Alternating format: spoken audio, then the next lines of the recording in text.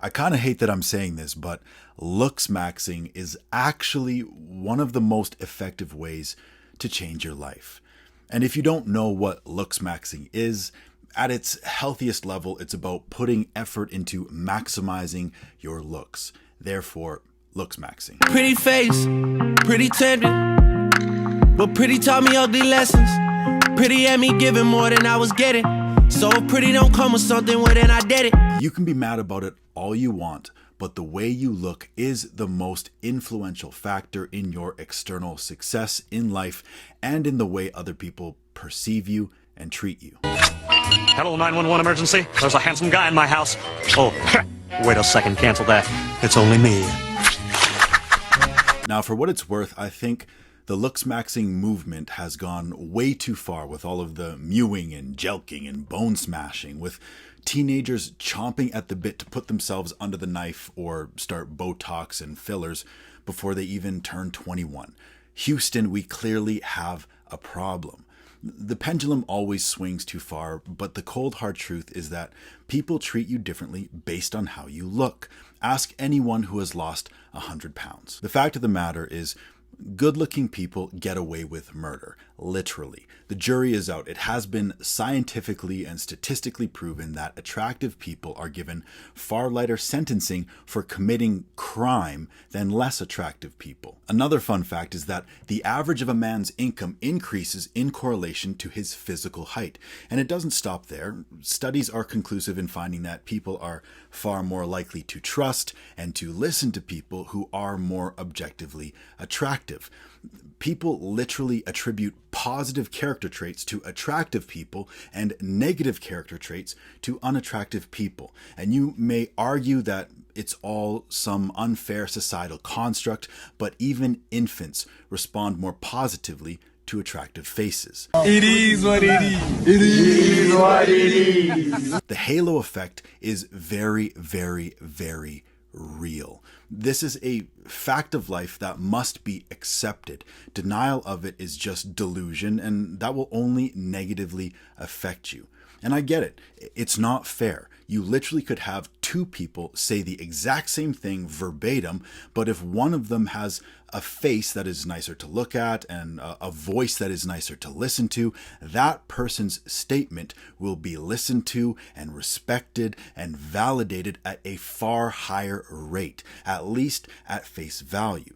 It is what it is. It's hardly worth wasting our breath and energy arguing about the existence of this human behavior. Banging our heads against that wall will only produce anger and jealousy and anxiety and despair and hate.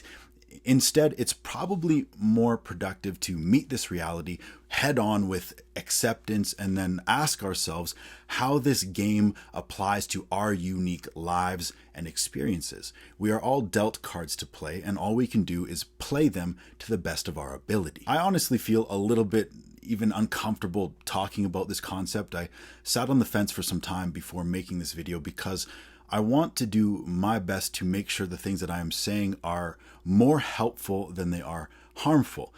Just because something carries truth doesn't mean that it needs to be swung around like a sword to cut off the limbs of all who dare not keep their arms and legs inside the vehicle of the narrative.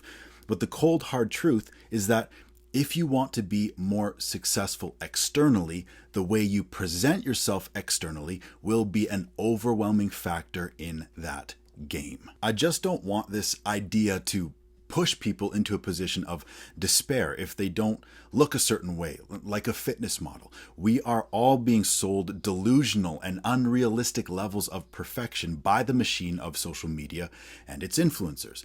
And I think that can be extremely harmful. It's bordering on pushing people into believing that if they don't look like an Instagram model, then they are doomed to a life of mediocrity and insignificance. We have gotten to a place where a lot of people believe that an average life is not even worth living at all, which is ridiculous, but it's exactly what consumerism wants.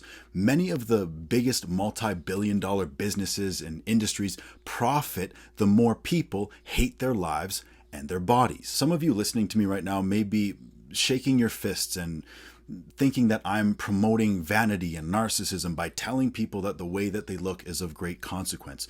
But everything in life has a balance. Everything is a double-edged sword.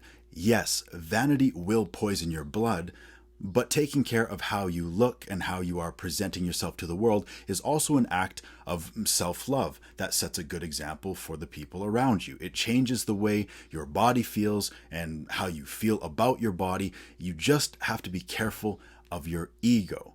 A lot of things can be true at the same time, so my goal is to try to stay away from too much black and white thinking, because only a Sith deals in absolutes. And while polarizing content is what will be the most likely to go viral, and telling people how they must think and how they must live is how to build a cult-like audience, that's not what I'm interested in doing. So if you are subscribed to my channel, I want you to challenge your perspective in a way that creates space for you to think for yourself, and actually even encourages you to spend more time offline than online.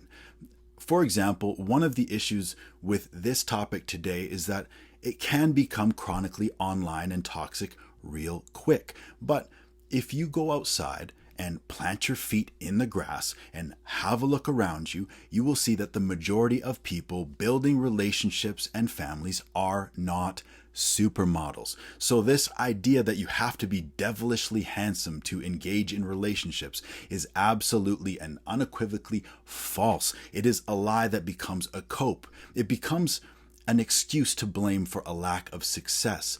Confirmation bias is a hell of a drug. We literally have men today paying for other men to rate their faces for attractiveness online. Stop it. Get some help.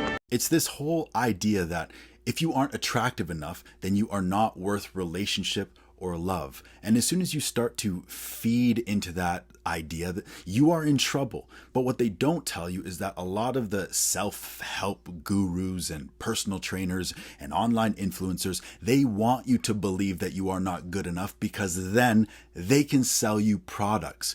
You see, both things can be true, and too much of anything becomes a problem. So it's about finding your own sense of awareness and balance.